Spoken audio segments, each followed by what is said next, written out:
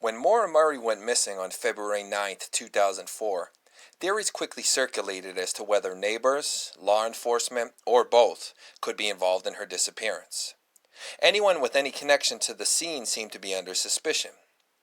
But there was one person without direct connection to the scene that some started to wonder about when they began to piece together his night that night. The following comes from the transcripts released due to the Freedom of Information Act. It includes notes from many departments, including Franconia, Bath, Haverhill, and the overall Grafton County Sheriff's logs. The first important mention of Bruce McKay on the night of February 9th comes at 7:08 p.m., when Bruce's call sign 44K calls dispatch for SL16 Parquet Graves. It's not 100% clear as to the full meaning of this dispatch. Some have argued that SL16 was State Liquor Inspector Graves' state-issued ID. Further checks have revealed SL16 is at least the state-issued number for Budson's Liquors. What makes this significant is Maura did stop for liquor, and Budson's would have been about where she was at that time. Further complicating things is Budson's is in Woodsville, outside Bruce's jurisdiction as an officer of Franconia. But as we'll learn, jurisdiction and rules don't seem to be anything more than a little speed bump for Bruce McKay. 12 minutes later, at 7:20 p.m., Bruce McKay is dispatched to a call north of the area, referencing a man who had previously had all his firearms taken away. The department is not sure they got all of them, and many officers are dispatched to this call, which is also outside of Bruce's jurisdiction, but this is a normal practice for officers to be called to assist with high-priority calls such as this one. At 7:21 p.m., Bruce says he is en route to the call. At 7:27 p.m., Faith Westman calls law enforcement to report a person off the side of the road in a ditch.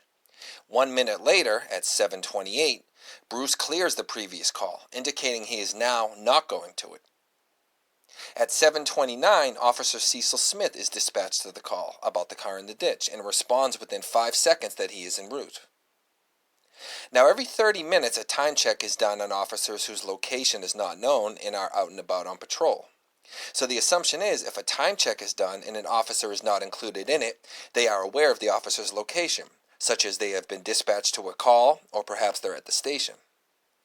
At 7:30 p.m., officers G7, G33, and 496 are time-checked. No mention of Bruce McKay's 44K call sign. At 8 p.m., only one officer, Officer 4931, is time-checked. 8:30 p.m. holds another time check, but no officers are included, indicating the department knows where all its officers are. And 9 p.m. includes only 4931 in its time check. 9:30 includes again no one. So what this would lead one to believe is that after Bruce's 7:28 p.m. clearing of his call, the department knows where he is from 7:28 p.m. to 9:30 p.m. This is why many will refer to a 2-hour period where Bruce is unaccounted for.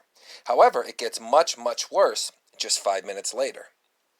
Because while the time checks come from the overall Grafton County Sheriff's transcripts, each individual department makes their own separate notes. And at 9:35 p.m., they note that they actually don't know where Bruce McKay is, that he is off in the area of a motel for unknown reasons. And it is precisely at this point that the transcripts given via the Freedom of Information Act become edited. There is 0 logged from the time the department is wondering where Bruce McKay is, at 9:35, until 11:03 p.m., when the next call is logged about a transport to prison. What happened to the log in this hour-and-a-half period? As far as anyone knows, Bruce's shift ended at 11 p.m. that night, 3 minutes before the transcript picks up again. Is it edited to protect him? And if not, what's the reason? Also important is a log between Cecil Smith and dispatch at 8:50 p.m., which notes the scene is cleared, Lavoie has the vehicle, and asks if there was any luck locating the party, which is Maura, or if she showed up at Cottage Hospital. The response is ADV, believed to be advised, partner working on, will have contact you. Is this Cecil advising a partner or officer he encountered at the scene is handling things? Who is this partner? Many speculate Cecil Smith's suicide was due to his guilt over knowing something. Is this what he knew? Bruce McKay was a known rule breaker, having gotten in trouble for operating outside his jurisdiction before and being a known hard case on vehicle-related infractions.